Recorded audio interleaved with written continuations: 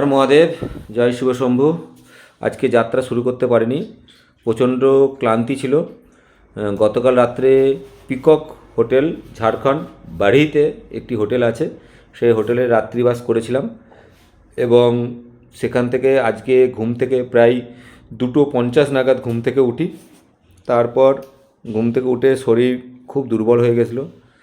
কোনো রকমে চোখে মুখে জল দিয়ে ব্রাশ ট্রাশ করে চাটা খেয়ে এসে আবার শুয়ে পড়েছিলাম।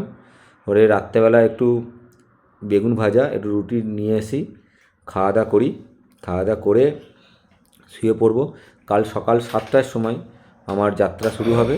এখান থেকে 50 কিলোমিটার, তো 50 কিলোমিটার যাত্রা শুরু করব, কারণ আমার টার্গেট আছে 15 থেকে 16 তারিখের মধ্যে আমি উত্তরপ্রদেশ বারাণসী প্রবেশ করব। তার জন্য আমি যদি একটু রেস্ট নিতে হয় রেস্ট নিচ্ছি। তার জন্য আমাকে অনেকটাই হাঁটতে হবে, কারণ 280 কিলোমিটার এখনও বারাণসী বাকি আছে।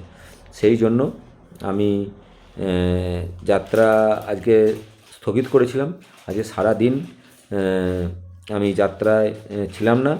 আমি পুরোটাই আজকে সারাদিনটা হোটেলে ছিলাম এবং তার মানে গতকাল রাতে, যেখানে আমি রাত 1টার সময় আমি ফেসবুক লাইভ করেছিলাম, সেইখান থেকে আবার পুনরায় আবার কালকে সকালবেলা আবার ফেসবুক লাইভ করে আপনাদের যাত্রা শুরু করব। এটুকুনি বলে কি, হর হর মহাদেব। সকালে ভালো থাকবেন।